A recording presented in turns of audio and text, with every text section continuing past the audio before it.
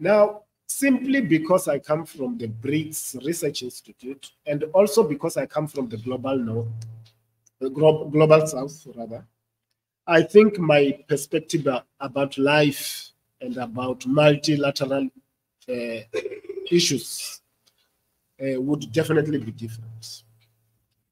You wouldn't expect me to speak like somebody who comes from France or somebody who comes from Germany or New York. Sorry, Professor. and that we should expect, because our background does inform how we perceive the world and how we, the ideal world that we would love to see. And therefore, a lot of things that I'm discussing here may seem very factual to me, but perhaps it is what I would really love to see rather than facts. So you must also read between the lines as I talk to you. So our projection, and I mean, Bruno has given me a topic for which I'm not so very competent. I can't talk a lot about technology upgrades. I haven't done a considerable work in this area, but I can attempt, and I did attempt here to share some ideas about it. But what I've provided as a lecture today is almost an a la carte menu. So there is some of this, and there is a little bit of politics and economics, and you can make your deductions. Our projection is that by 2050, there are going to be serious changes globally in as far as multilateral relations are concerned, and in as far as economic domination in particular is concerned. Of course, there is a lot of talk about possible wars of the future in as far as Ukraine, the Middle East, and Taiwan are concerned. And there are those who are skeptical about the possibilities of war happening, specifically involving the superpowers and the nuclear armed countries. So we will never know until it happens. And by the time it happens, maybe we won't even know what hit us. So as you can see, data does tell us that India is doing tremendously well economically, and it is on the upward trajectory. Likelihood is that India, in the foreseeable future, will indeed become economy number 3. There is nothing slowing down India. And of course, the Americans will do their best to protect their position. But looking at what is currently going on with the various economic wars between the USA and China, between the USA and Russia, and the general sentiment around the world regarding the role of the USA in global affairs, I think things are generally not looking so very good for the USA. Things are not looking good at all. So I suspect, perhaps I hope and wish, that it will slide down tremendously and quickly,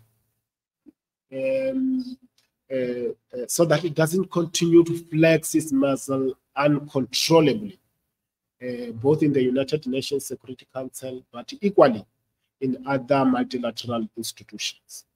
I think that is a hope for majority of people from the global south. You will pardon us for those thoughts. Sometimes we don't want to articulate them in a forum like this. I think it's useful. So, as it is already, Brics has surpassed, and we're talking only about the former 5 countries, surpassed the G7. It has a huge implication. Now, if you were to look at Brics plus the other plus countries, we are talking massive economic powerhouse. It has huge implications. The Russians are working very hard on a new monetary system, and we hope that it will materialize. And that we will continue to ditch the dollar and become independent of the US dollar. But for those who watched the interview between President Putin and Tucker Carlson, yes, you would have, I mean, he made a very profound statement, President Putin, that the US continue to use sanctions and thereby harm its own economy and economic prospects.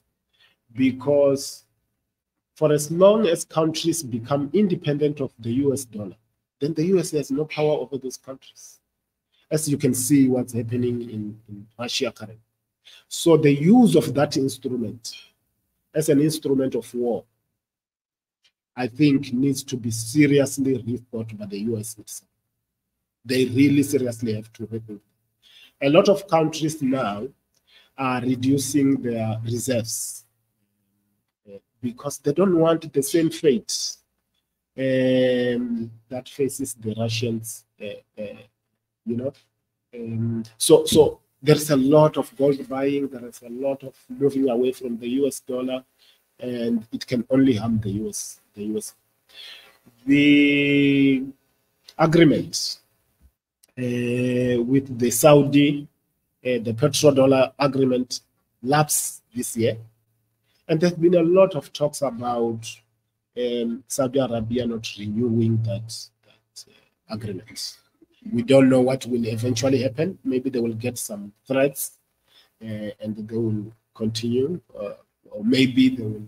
But they've given a nod to using other currencies, such as the yuan, to trade in oil.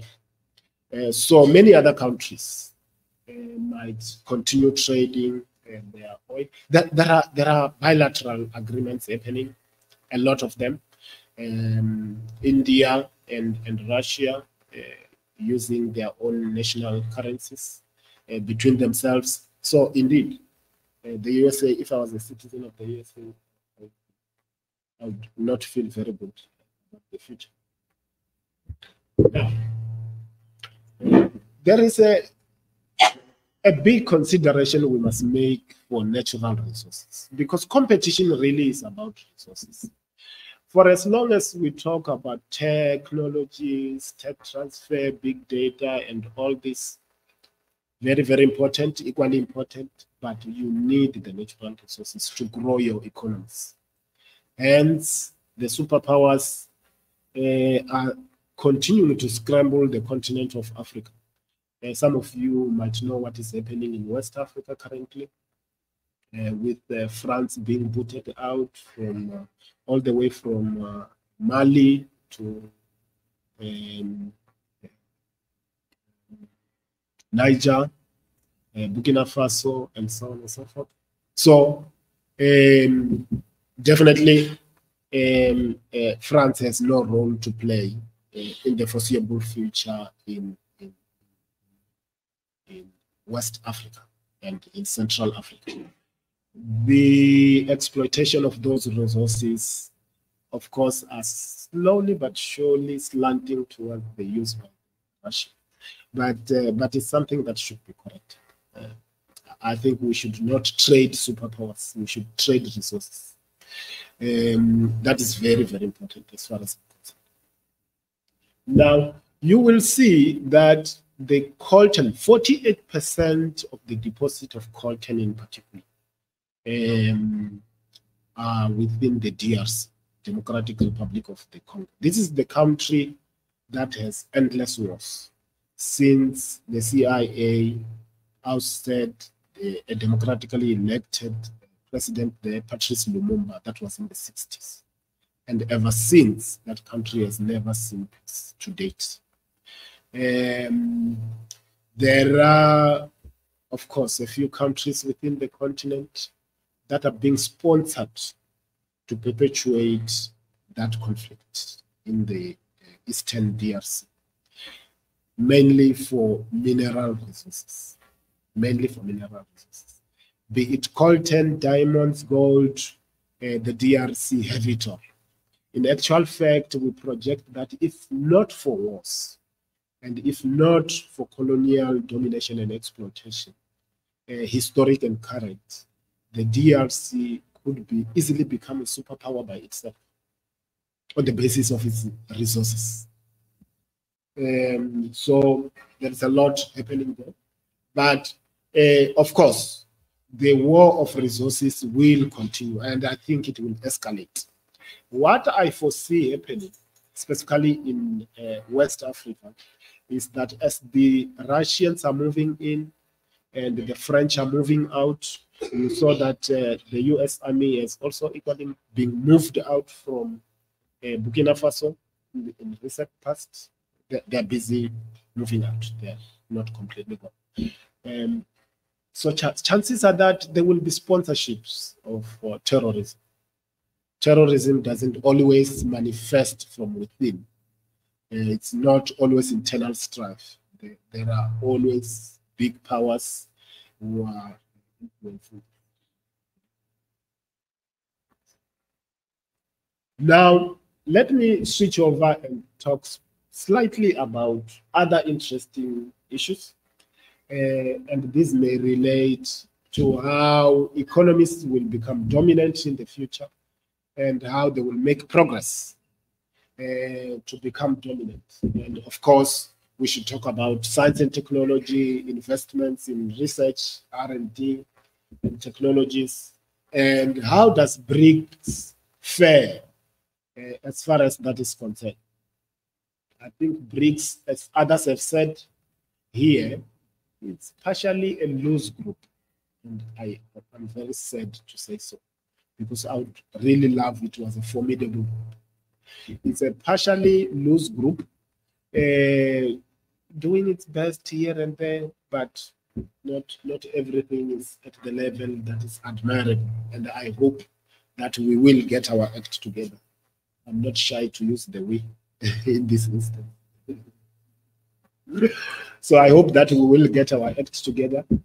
And but if you look at the investment in technologies and R&D, you will see a few years back when I worked for the National Research Foundation, we were talking about investment in South Africa of 1.5 GDP into research and innovation.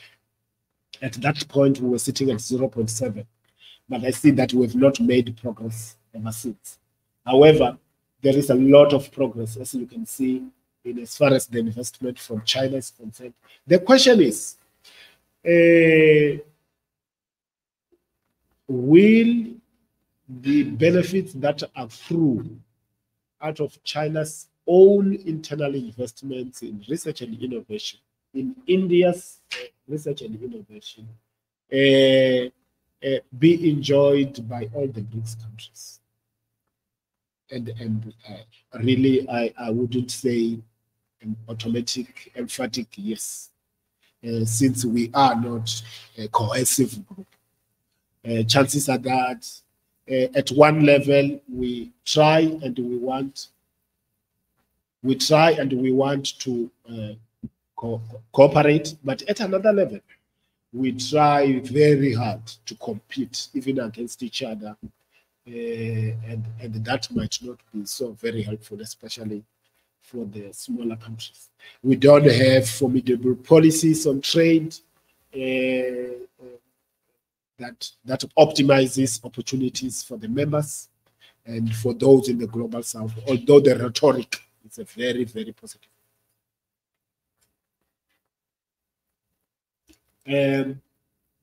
I continue the looking at the areas of dominance in as far as projecting economies is concerned. And as this graph shows, before 2012, the finance sector was indeed a dominant factor, a dominant sector, and currently surpassed by the technology sector. So who knows what will happen in the near future. But these sectors, as I said earlier on, are highly reliant on natural resource investments and the exploitation of those. Because without the requisites, natural resources, primary resources, you will not be able to prop up your technology sector. You equally won't be able to do so for your financial sector or any other sector. So I start around in as far as those projections for 2050 are concerned. We say in 2050, the likelihood is that China will be the biggest economy, followed by the US, followed by India, and Germany, and so on and so forth. Now, I looked around for factors that are likely going to influence that dominance. And here are those factors. I'm sure you might find one or two additional alternative in literature, but here are some of those dominant factors and the sub factors thereof. Technological advancement, as you saw in the previous graph, is currently the most important factor, but so is population.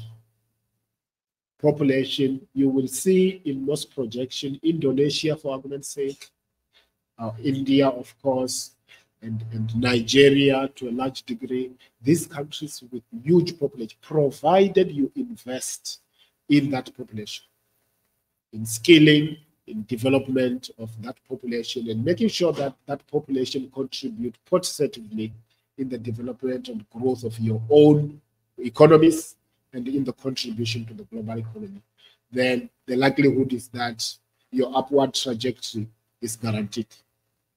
So those countries with huge population are likely indeed to make it into the next century as the biggest economy, Brazil included. But of course, the investment in that population is important. But you need important institutions, good institutions. We have been reading reports on Africa. So, over the past few years, nearly 80 billion, I think 80 billion move out illicit out of Africa. If you check the report by the Thabo Mbeki, the former president of South Africa, he headed that particular group that was running that big project, 80 billion unaccounted for, running out of Africa. And of course, for the 14 Francophone African countries, annually investing half of their money, half of their incomes in Paris, 500 billion annually. And we turn around and we say these countries are less developed, we've got no leadership, the poor leadership, etc., etc. You can see the hypocrisy involved in world affairs. Because if this 500 billion was being reinvested in Burkina Faso, in Mali, in Chad, and everywhere else, those countries will definitely be far as we speak. So the true liberation of the African countries is yet to be born. Those countries continue to be perpetual slave to the French economy. And of course, we need to make sure that education, investment in education is highly optimized. It's very, very important to know. Now, since we're talking technologies and technological innovations and the booming of the technology industry, I thought it is important we look at some of these issues. Now, you will see, of course, that the USA does dominate as far as this space is concerned, but there is equally a lot of interference in whatever economy, but more importantly in this economy, in this sector. There is a lot of interference that comes from governments directly or indirectly, and you will know if Trump was to come into power tomorrow, the likelihood of that TikTok being closed down, what are the chances? I mean, they've been talking about it for a long time. What are the chances of South Africa being sanctioned because South Africa has taken Israel to the ICJ? I mean, there's a bill currently in Congress in the US.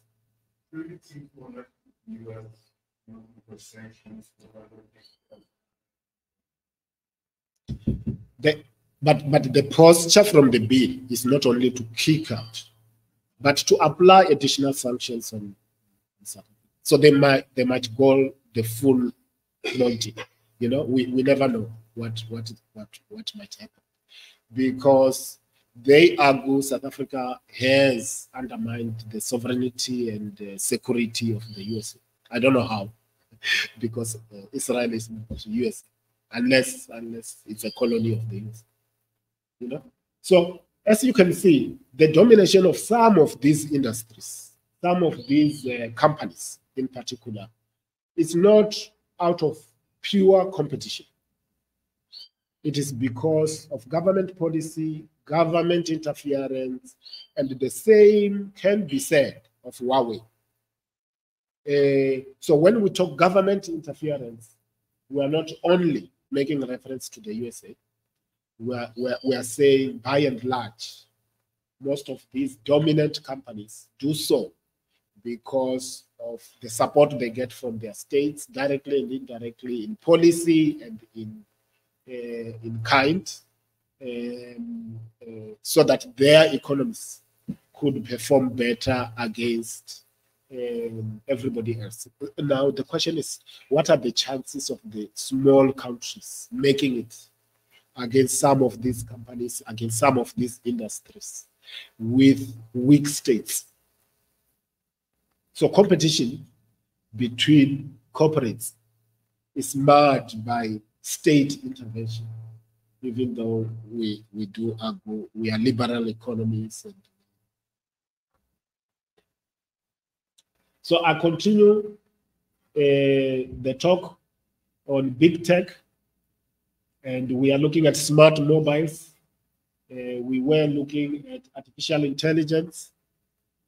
So these are some of the companies that are making it in artificial intelligence, and these are the companies that are making it hugely in the smartphone industry, and the countries from where those companies are located.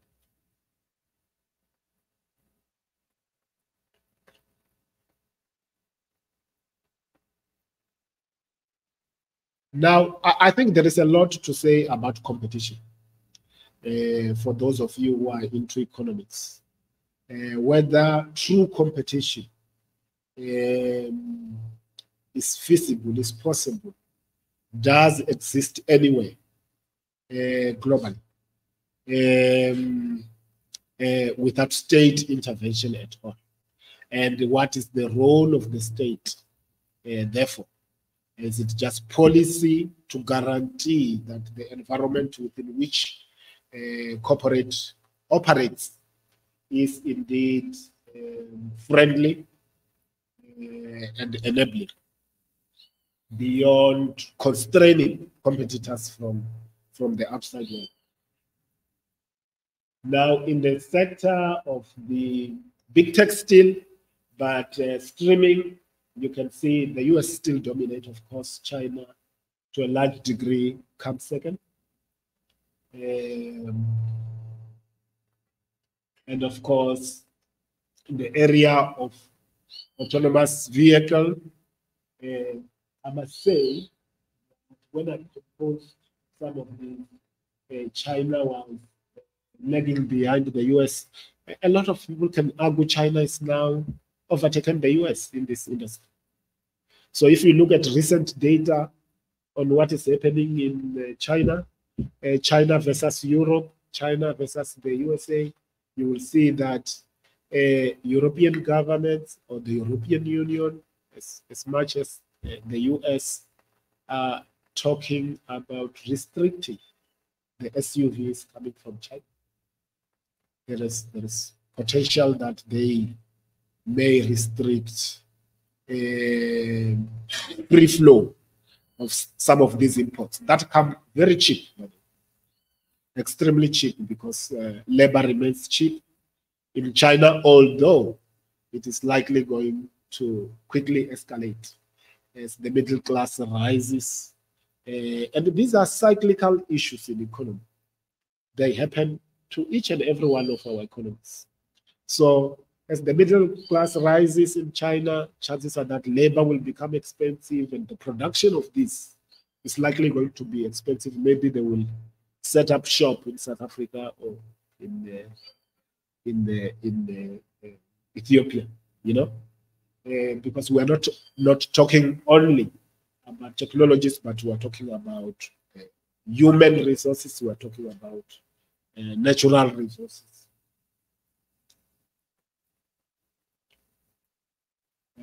Cloud computing, you can see the US still dominates, China still follows. Of course, it's a big industry. And in as far as e-commerce is concerned, of course, China dominates in that. There's been latest news about Temu. You call it Temu? Temu. There's been latest news I read, I think yesterday or the day before, from the USA, where senators were arguing this is a malware software. The Chinese are collecting data through. I mean, they make the same argument that they've been making about TikTok. And of course, you can assume where this talk is leading to. Chances are that those companies like Temu and the other one, Shein, are likely going to face some backlash and not be able to export or import or do whatever they do best in relation to Europe and to the US. Now, of course, we spoke, I mean, I listened to the talk day before yesterday about big data, data infrastructure, and things like that.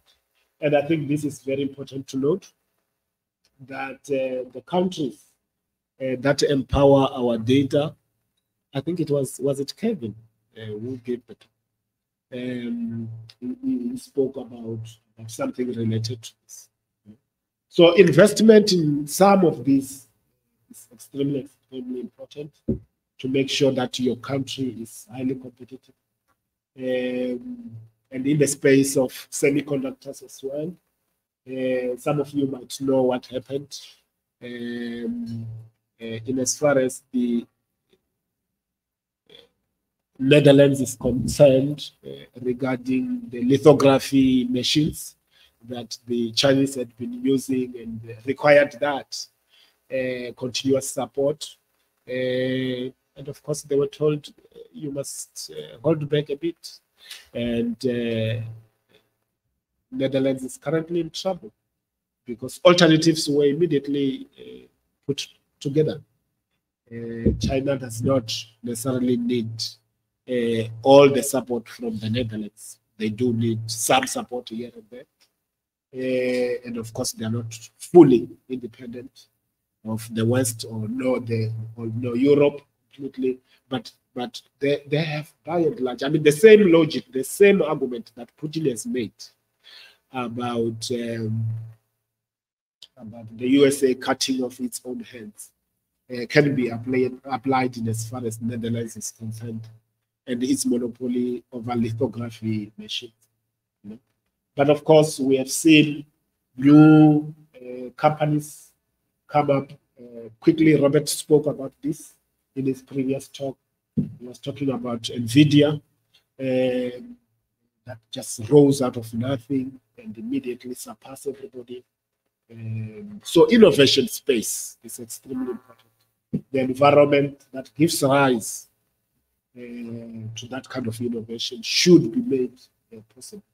And the relevant support should be equally made possible. Now, I looked at the artificial intelligence index just to look at what informs this index. And in as far as this index is concerned, where do the countries of the globe sit currently?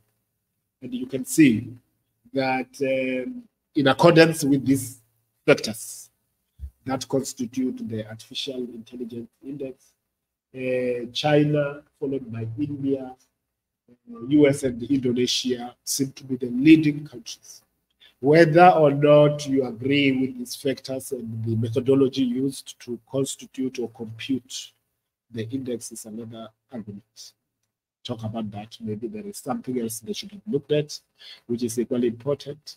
But at least it gives you a very, very good idea where countries are at currently against that index and where they are likely going to be in as far as competition is concerned in the space of artificial intelligence. Yeah. I went back to Brics. Now, sometime back, as I said, I used to work for the South African Brics think tank. And annually when we have the Brics Think Tank Council, we would sit and look at recommendations.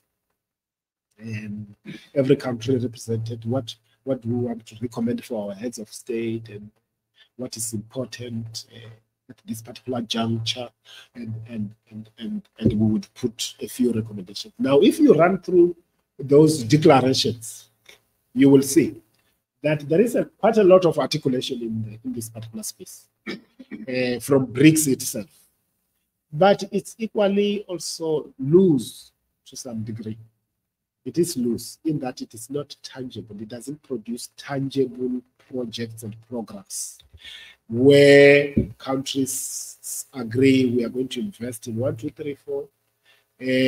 But you can see the tone and the language that crafts those declarations and the intent thereof.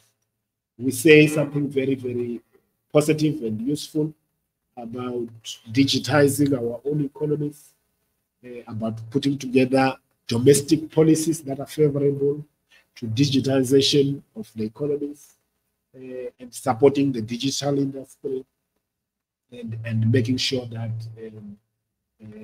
we collectively guard against cyber threats, cyber crimes, and so on and so forth. But in fact, in programmatic fashion, not much has happened, except perhaps for something that I spoke about later on here, which is the Brics Technology Transfer Center Network. And there are a lot of conversations and work that is ongoing between numerous institutes coming together from China, India, South Africa, Russia. So they are working currently as we speak, making sure that they help in as far as some of these proposals are concerned. Let me go back to it. So again, the Brics Network University or University Network, and I think the University of Campinas is one of those.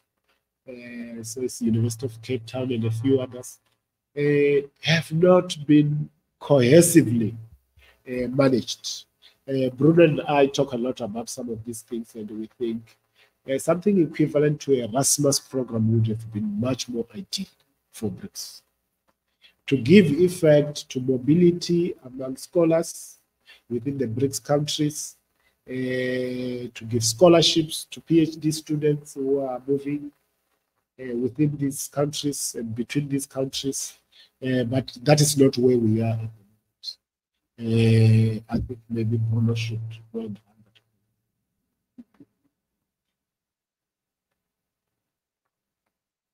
Okay.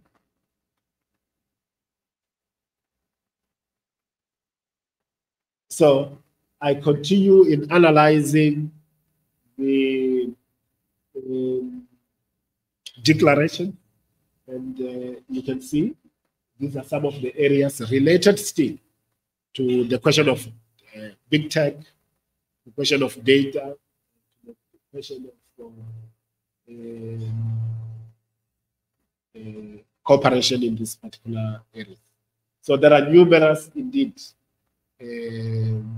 declarations that have been made in this particular space.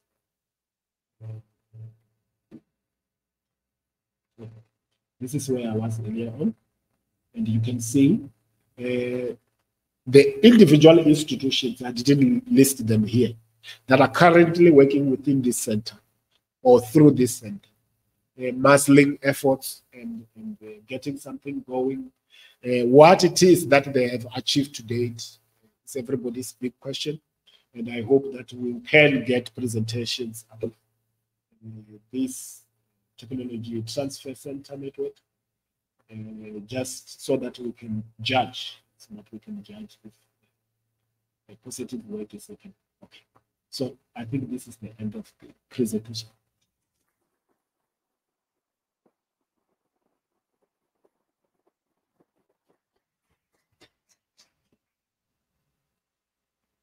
Thank you very much, Professor Netswera, for the very, very interesting presentation. And then goes with the audience.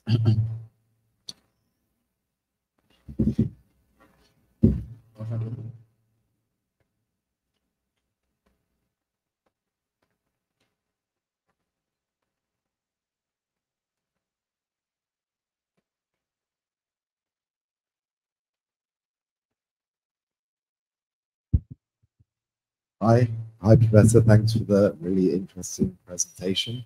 I just had two questions that are quite different.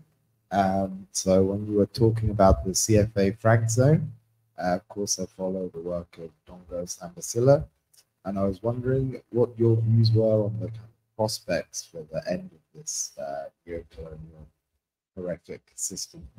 And then my second question is about the AI index. I know you said maybe it's not your area of expertise, but I was surprised to see Indonesia in 2024 is the third best at AI. I'd like to hear a bit more about this. Okay. No, we can, if there is another one or two, I can take them. Yeah.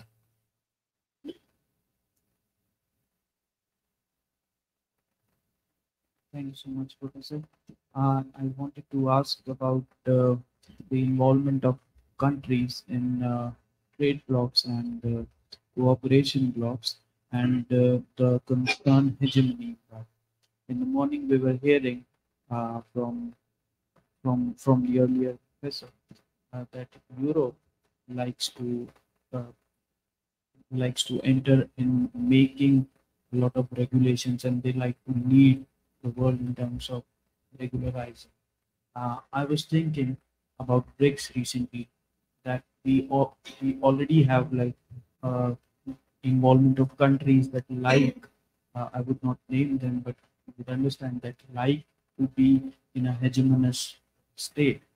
Also, we have a recent expansion of Brics. We now have Brics Plus. Partners who have recently joined are quite good in producing energy. If you would know that UAE is quite good in that. And we obviously have China that is doing wonders in terms of manufacturing. So what are your views on how to deal with this hegemony and how to make the dynamics of Brics more efficient? Just have a quick question, small one. You said that India is going to grow in terms of GDP by 2050. So, what special India is doing according to you as compared to China? That why it's overtaking China? Okay. I see Prof. Elton. Yeah, maybe we can take Prof. Elton. Okay. Let me try and deal with, and then we can come to Prophet. Maybe there will be other additions. Now, the question you asked about the CFA franc is a good one. I like following on what is happening in the rest of the continent, specifically in West Africa these days, because although there are military coups happening there, you will be so shocked, and I think a lot of Westerners get very shocked. Why is there military coup? We thought these people love democrats. And everybody's, we want this coup to happen now, you know? And they really don't understand. They don't get it. They don't get it. Now, a lot of West Africa, perhaps with the exception of the former British colonies, find it hard. I mean, we spoke earlier on about them depositing 500 billion with the bank, the central bank of Paris. That is enormous amount of money, and they have to write a proposal to request their money, and it might be declined. So this is neo-colonial at another level that has never been seen before.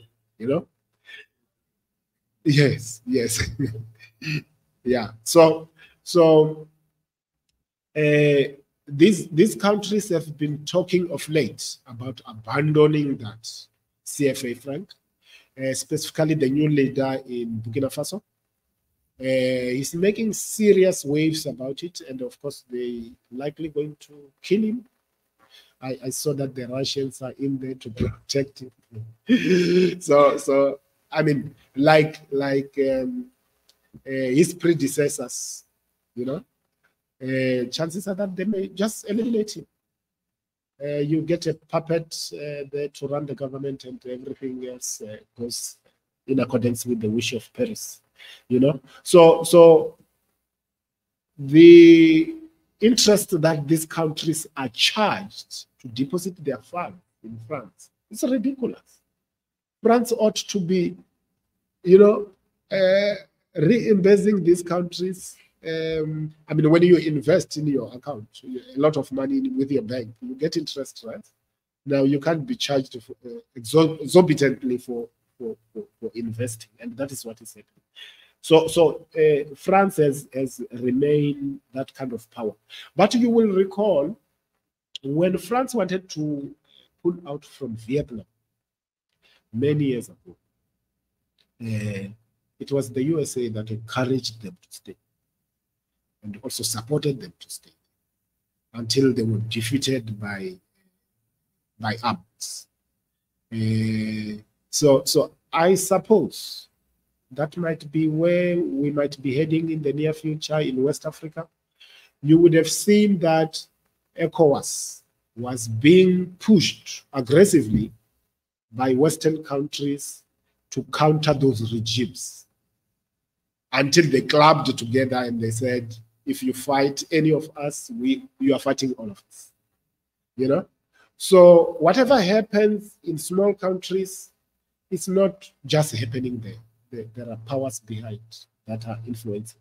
But I think the question of the economies, the question of the currency, the question of economic autonomy and independence is extremely, extremely important, because those countries will never grow and they will never be able to look after their populace if they continue under the current conditions in relation to Paris.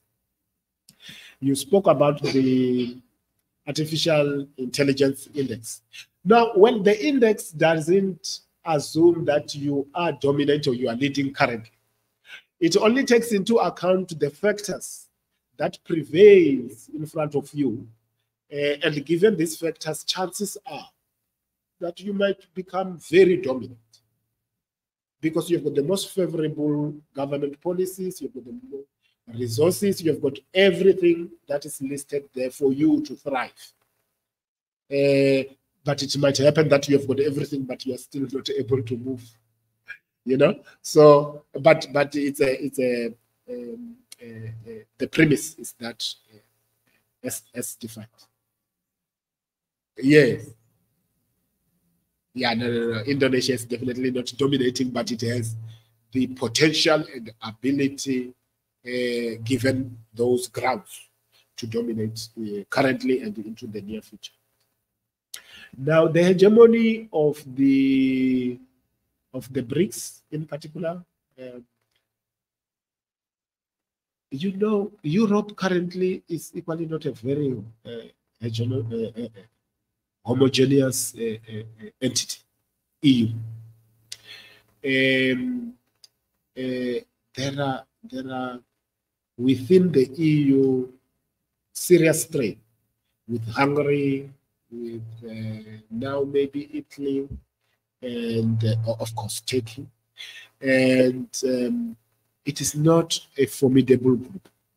It's very difficult to define them as such. The only thing that they've been able to do, which I think is very progressive, has been the question of the single monetary system. But equally, they've been able to somewhat progressively harmonize their policies through the European Parliament. Although there are rumblings in there, you can see if you follow the debates that happen inside. And there are serious fractures when it comes to some of the global contentious issues, be they Ukraine, Palestine, relationship between China. So these things will always happen. But what we have not managed to do as yet, as Brics, is exactly what the European Union has done.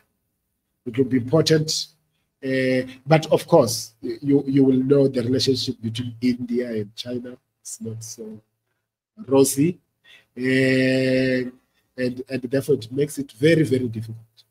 Now, by so saying, it doesn't imply that as we become a formidable group, we are therefore challenging the EU, we are challenging the US, and we don't want to cooperate and trade, and so that should not be the argument.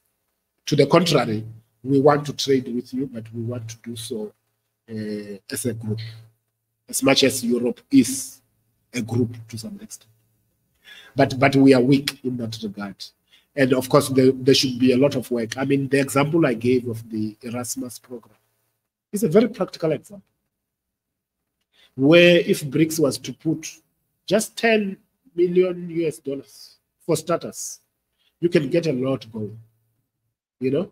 And of course, you can increase the investment in that particular direction, and you will yield numerous achievables out of it.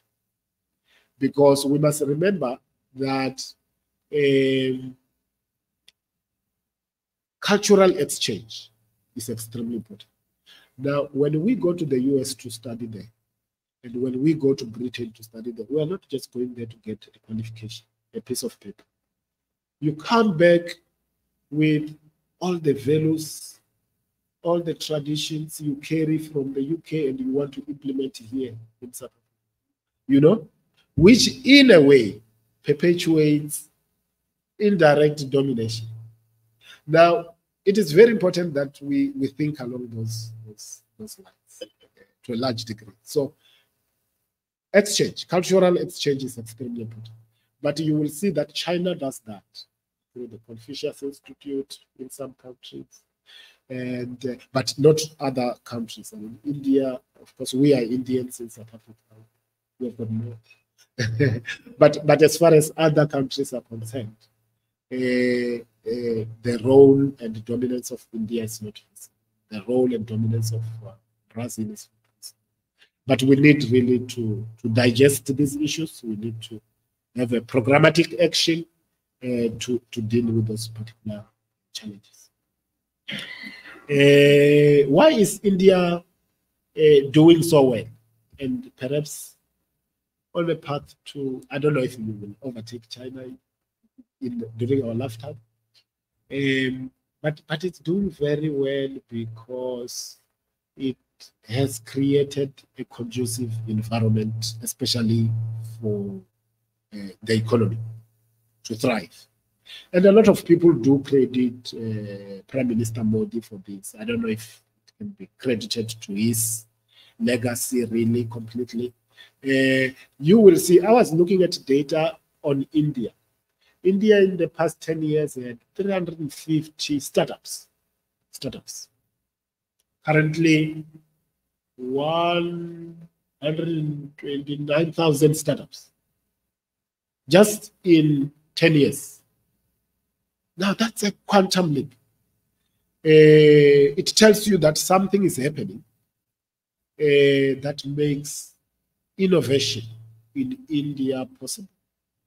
I've got collaborators at PDEU, and it's really fascinating having engagements, sitting with them, looking at what they are doing within their own campus. The startups only in that university. I mean, we're talking about a university that has over 600 startups, just one university. It's very fascinating what is happening in India. And I started going to India around 1999. When I go there now, I mean, I went to India the first time, I didn't want to go back. When I go now, I want to be in India. I want to stay in India, you know? And this is how India is really moving. But as to why and what are the conditions, what are the policies, what is the environment that dictates that particular trajectory, I suppose you can inform us better, or we can do some more homework. I think that was the last question, Prof. Elton. Hello, Professor Fulufhelo Netswera. I'd like to see your view about knowledge. I do a lot of literature reviewing, and each time I see a lot of scientific publication with mixed people from everywhere in the world, people from Turkey, from Asia, from Brazil, doing the same research, in the same papers. I am feeling that each time it's being more difficult to hide knowledge. Each time knowledge is becoming free for everyone. You can access knowledge. Even enterprise cannot hide anymore their knowledge. You see the sanctions trying to make China do not advance certain technology. They are advancing much quicker than without sanctions. And I am having this feeling that, for example, President Xi Jinping are offering places in China for people from all over the world to study there. The Americans have been doing this for decades. A lot of people study in America, even the Russian people study in America, in England. And I would like to see your view. We are talking about the technology, but technology is something for people. People go there, learn, nowadays people say Chinese don't want to go out of China. When they go abroad, they all come back. All come back to the country. It is happening all over the world. People are not happy with in other countries. And they are coming back with the knowledge, because knowledge is a human. It's for the people, not for the companies. Or if you learn something and come back, you can apply it or not. I'd like to see your view about that, connect to the idea of technology, because we can develop whatever we want. I see in my literature reviews, people connect each other independent of the policies for country. That's my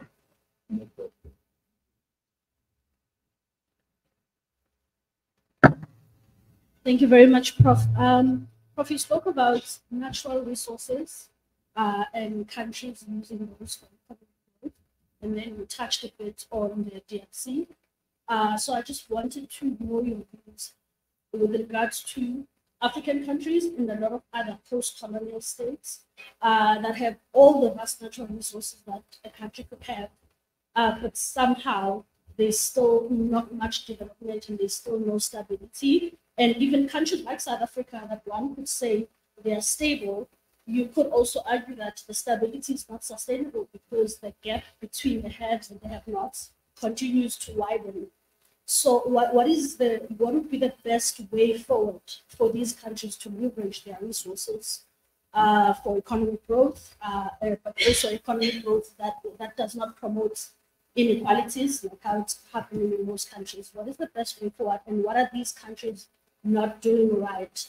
If there is anything that they're not doing right, why are they not able to leverage these resources?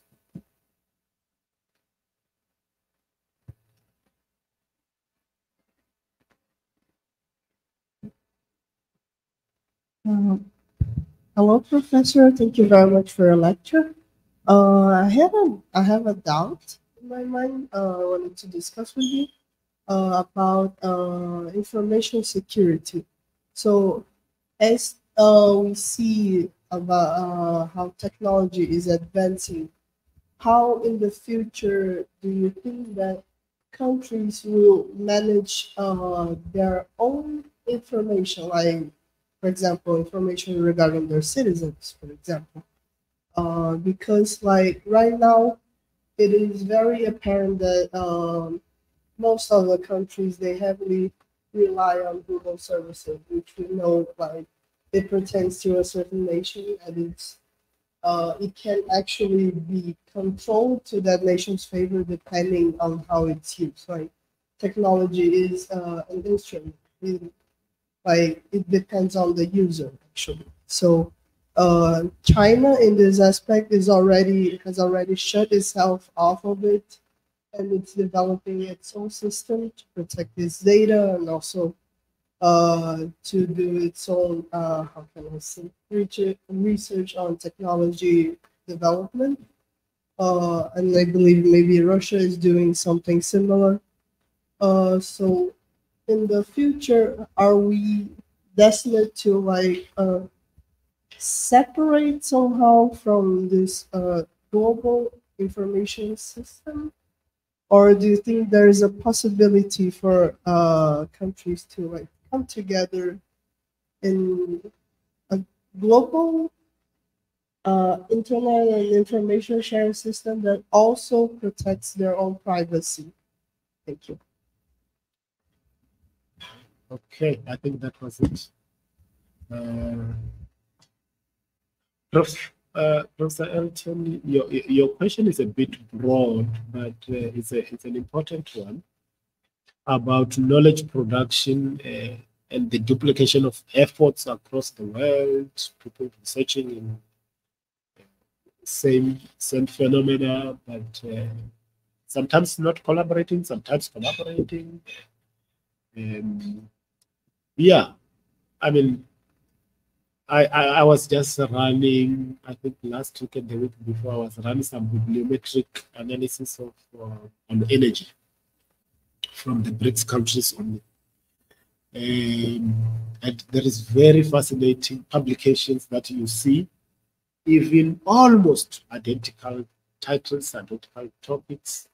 And there is quite a lot that is able. Perhaps the big question is not the question of duplicating efforts. It's the question of ownership of knowledge. Who owns the knowledge? who beneficiates this knowledge, who commercializes this knowledge, who's sponsoring this knowledge to start with. I think those are important questions we ought to be dealing with. And if you were to look at who publishes the Global South, I mean, automatically you will see Thomson Reuters comes up. Are we happy that is happening? I mean, that's why we at one stage we started talking about open source and all of this. Now, are we happy that we generate data using our funds, investing our funds in doing our research, and at the end of the day, we seed that publication to Thomson Reuters and we pay the page fee for that matter? Shouldn't Thomson be paying us for giving them this information? Maybe they should be paying us because we are the ones who are generating the information, we are doing the work, and they sell the end product. And the scholars, the academics, the researchers who are doing a lot of this work are usually poor like you. So this is a big challenge. It's a question. I mean, we started talking about open source, and we started publishing some open source journals. I mean, in South Africa, it's very expensive to publish in an open source journal. You would have thought that open source means free publication. It's not. It's extremely expensive. Of course, they will say this is just a once-off payment. But still, it's a lot of money. The amount of money that our university, for argument's sake, spent annually on page fees and on those open source, it goes into millions and millions of US dollars. And if you multiply that by all universities and all research organizations, not only in the Global South, but worldwide, and this is a serious injustice that is being perpetuated by these publishing houses. And I don't see anybody talking about it. I don't see any governments doing anything about it. Yeah, so I don't have answers for you. Unfortunately. Now, you spoke about the natural resources. You know about the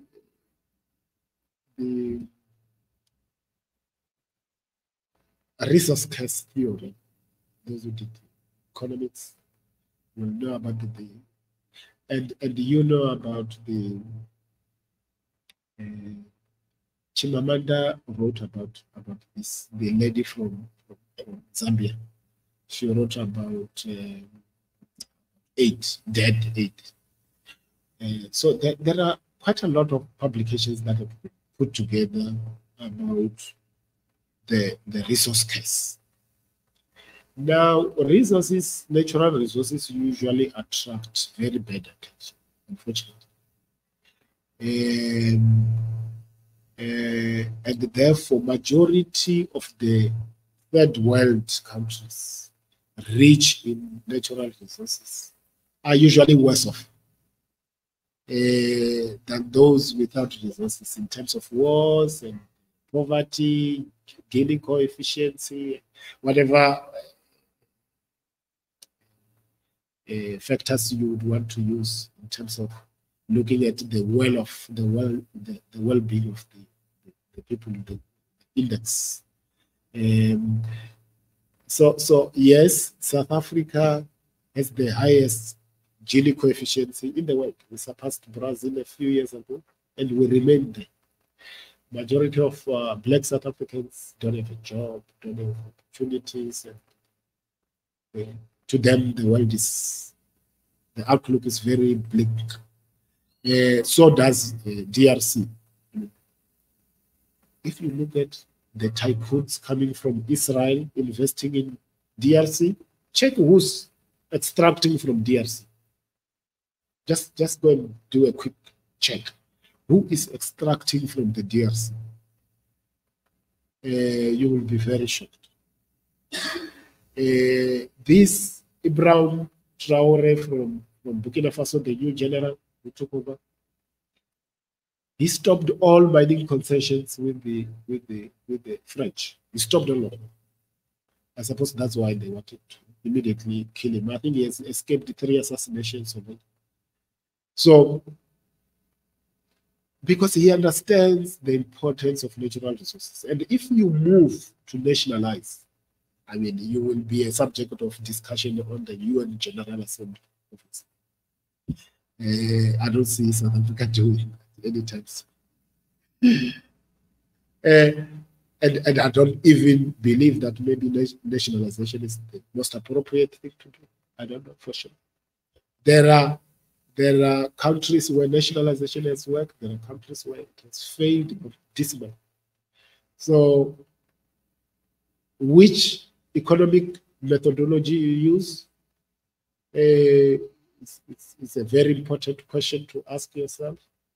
But of course, being endowed with these natural resources is important, provided you are able to use them to the benefit of the city. A lot of countries are. Oh, I know Indonesia has decided to,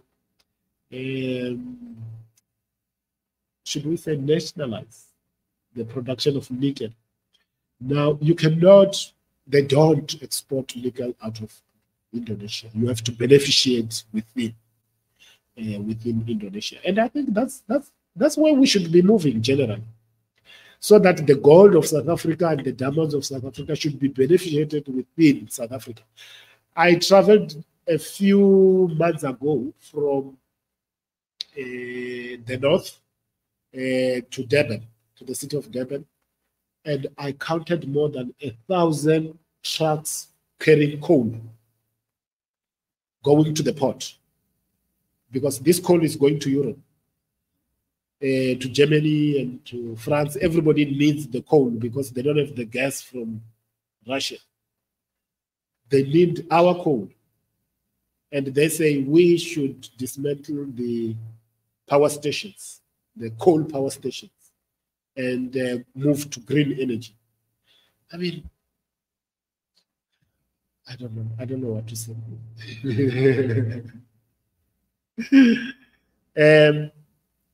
And then, lastly, you spoke about information security. Yes. This is very important. Now, information security is important for individual citizens. It's equally important for countries and for corporates. However, without very good policies that are enabling to secure, I mean, this is why in the US there is this talk about TikTok.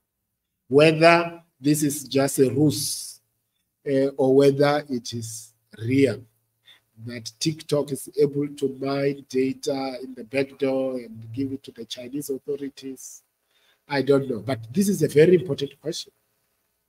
We need to guarantee that data will be safeguarded and will not be used against individuals unnecessarily. So you need to have favorable conditions to get that going. I mean, what Julian Assange did, for goodness sake, exposing the US and the atrocities in Afghanistan and in Iraq, whether that was a public good or whether that was a security breach, I don't know.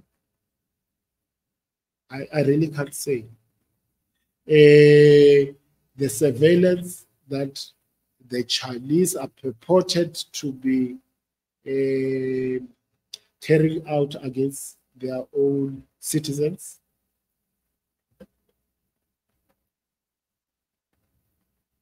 I don't know. So there are a lot of question marks, but security is fundamental, honestly. I mean, you cannot have a thriving democracy where people are able to act and conduct themselves without fear, and they've got cameras looking on them every day, every movement. I don't think it is fair. I don't think it's okay. But you also don't want your government to be perpetuating atrocities abroad and you do not know about it. And you are financing those atrocities. I also equally don't think that is fair. So there are a lot of gaps, there are a lot of question marks that ought to be interrogated in order to guarantee fairness and to guarantee human rights, equality, and to make sure that there is mutual respect all over the globe.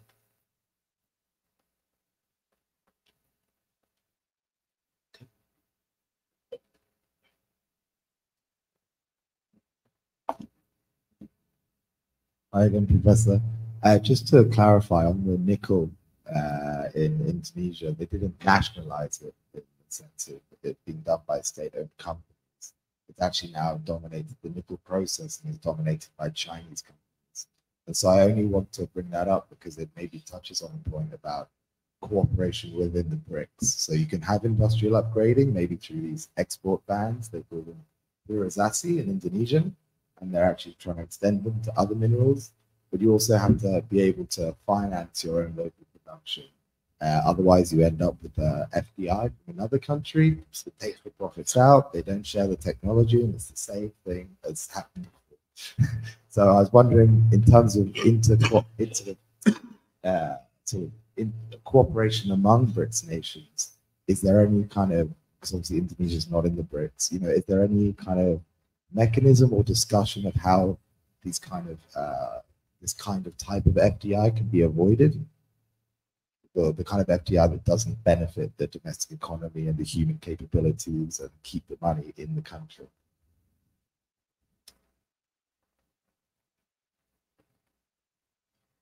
Okay, hello, Prof. I would like to ask you if you can also highlight the factor of heterogeneity. I mean, a country that have a heterogeneous population in terms of ethnicity, language, or religion. For example, in the Indonesian case, the Javanese are the dominant group. They are 50% of the population. And somehow, during when it was a Dutch colony, the Javanese also got somehow prominent. And after it became independence, so Javanese specified other ethnic or linguistic or religious groups. And this also had happened maybe in several other countries. But in those countries where these issues were not resolved, for example, in Pakistan, for example, so this issue still persists, or maybe in the case of Africa, or which you may know better. So how this specific element also make it more difficult for the development? Or, I mean, the colonization, of course, that exists, we cannot deny that, but in those countries where a particular ethnic group didn't become dominant over others, or a particular linguistic group. Maybe in the case of Iraq, we have seen this sectarian divide, which also prevented Iraq from being a highly developed country despite having a huge reserve of oil. I mean, it was even ahead of Saudi Arabia in the early 20th century. So maybe you can also highlight this aspect in the case of African nations too. Thanks. That's it. And, oh, so that will be the last, I suppose. I don't know.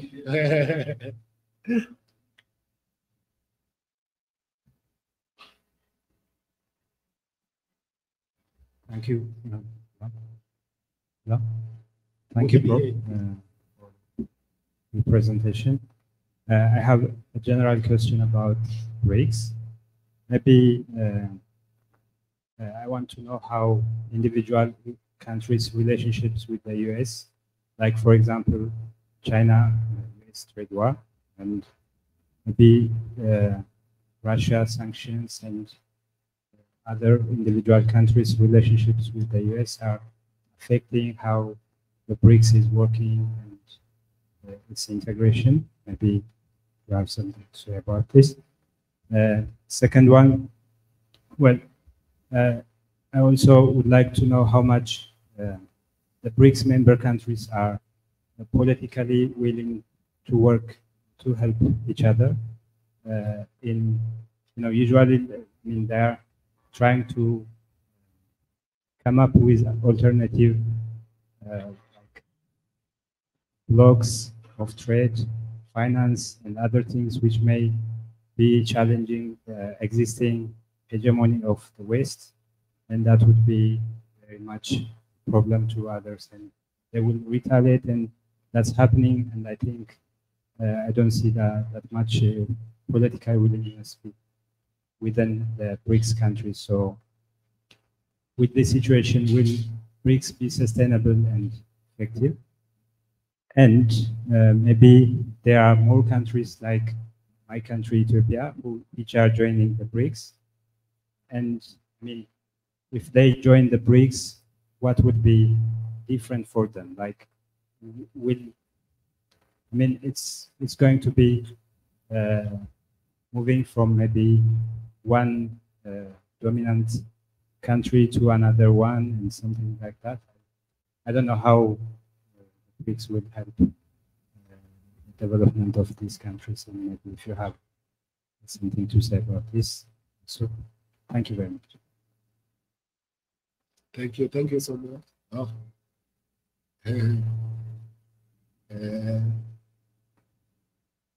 Yeah, okay. We will have conversations after. Let me close with this one. So the first question you asked regards the export ban. Rather, it's a comment really. The export ban by Indonesia and the Chinese beneficiating within Indonesia itself. Yeah, I think this is the point that is very critical, in that as we substitute one hegemonic power by another, we are not necessarily moving forward. But I think a move in itself that says all beneficiation should happen within the country is already a positive one, unlike exporting all the raw materials out of the country. Because in terms of taxation, in terms of employment, and many other indicators, you already benefit by exerting that ban. But we need not stop there. We need to make sure that the companies that operate are the local companies. I think that is very fundamental as far as I'm concerned. And the same can be said not only of Indonesia. You will know that the West African countries boycotted the Cocoa Association meeting some 2 years ago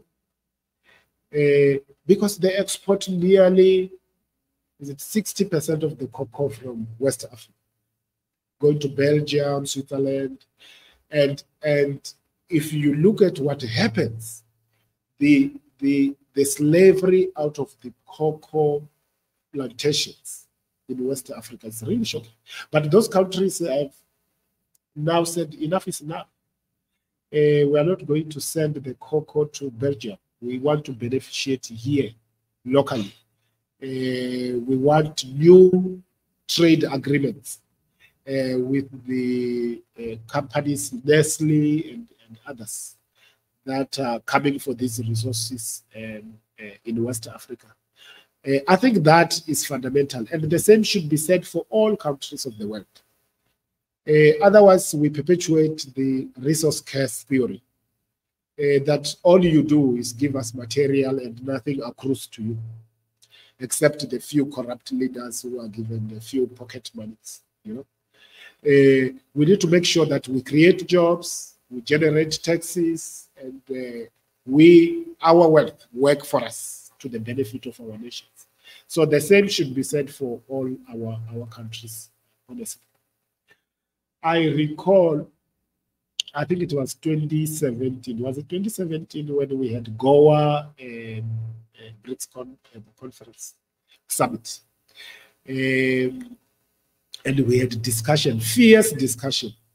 You will see that when academics sit around the table and try to entertain politics, we become very radical. And we say, no. We need to make, this is when we were crafting the declaration. We say, no. We want to make sure that Brics countries do not export raw materials. We must beneficiate within Brics. The Minister of India, because the minister must read these declarations before they are finalized. The minister said, no, we are not doing it. It's too radical. We need to walk baby steps and get somewhere. Otherwise, we are going to attract unnecessary attention, and it will be detrimental to the very objective we want to achieve. So I think the intent is there, but we need to indeed walk those baby steps. The next question you asked was heterogeneity. Well, it's a big challenge.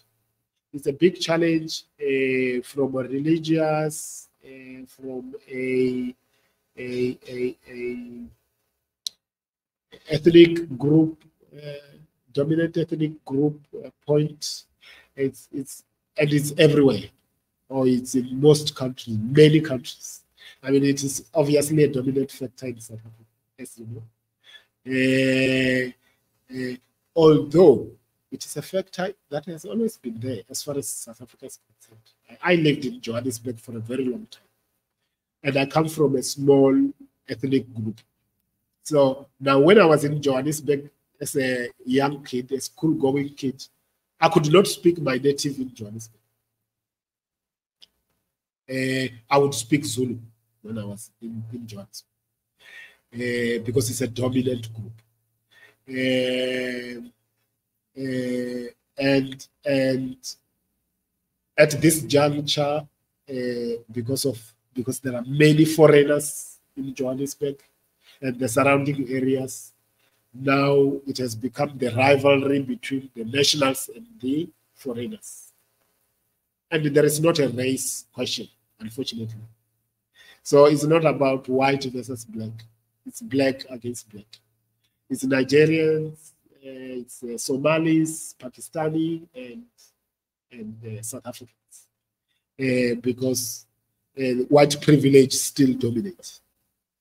If you were white in South Africa, you could set shop anywhere and do whatever you want, by and large. So this is an important question. It ought to be addressed directly with the necessary policy instruments, because it can escalate, as we have seen in Rwanda. But we should also remember that a lot of it in some of our countries, as is the case with Rwanda, was fomented by the colonial, in that they choose a particular group and say, you manage everybody else. And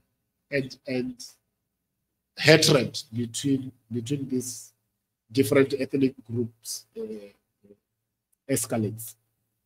So, as I said, it has to be managed with the right instruments and purposefully, so that it doesn't escalate out of. But it is usually also informed by lack of resources and opportunities.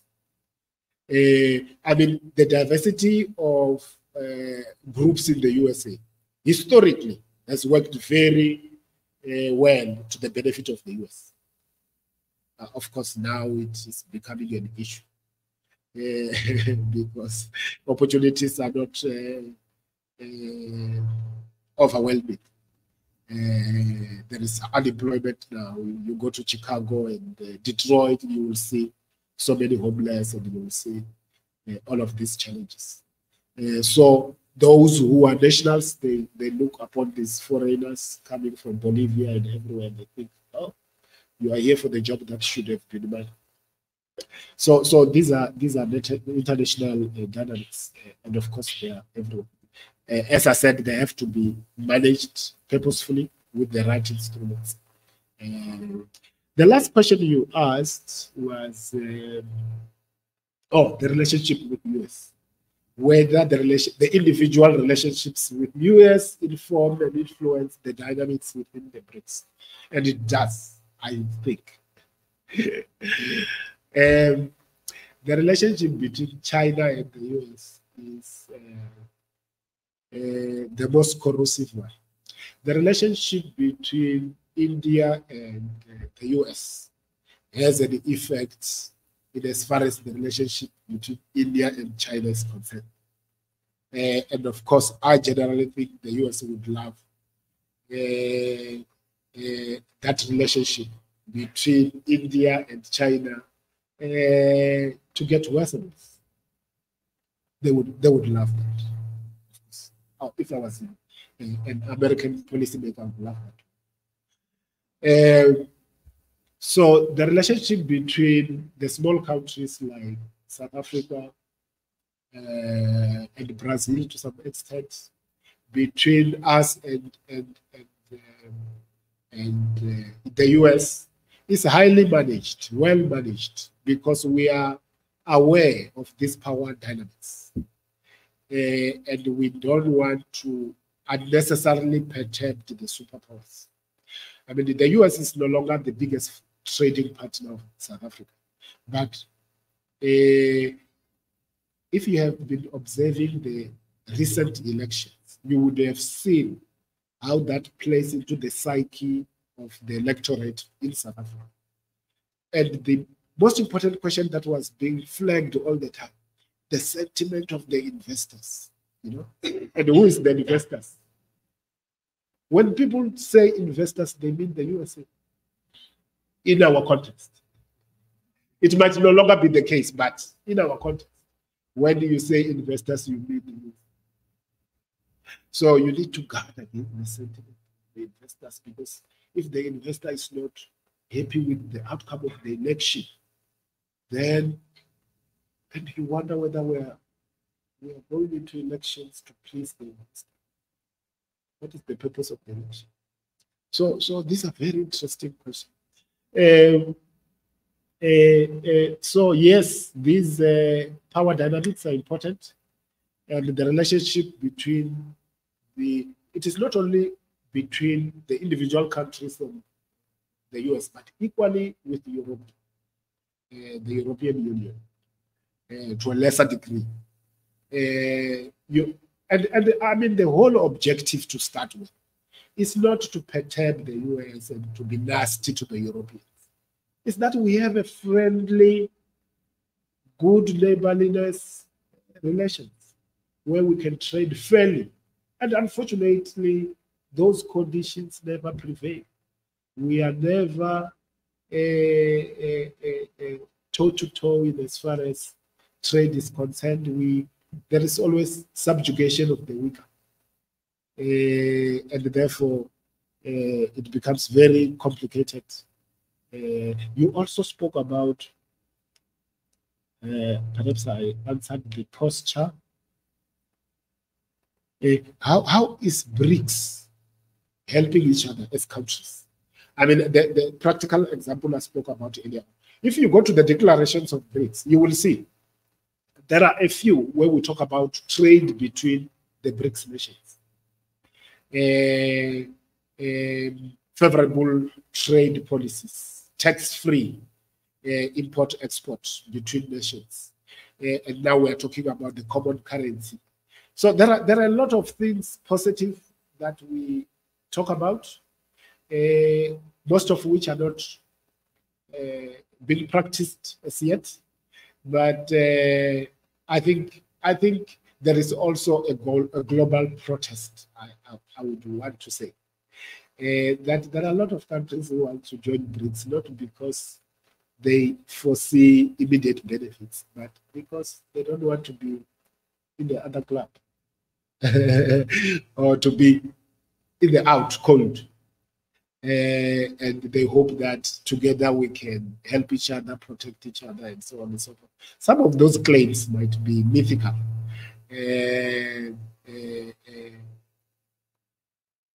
Yeah, so it's tough. if countries join BRICS, what would they benefit? I think I spoke about that to a large degree. Yeah, so there are some benefits in as far as trade and so on, but we need to quantify.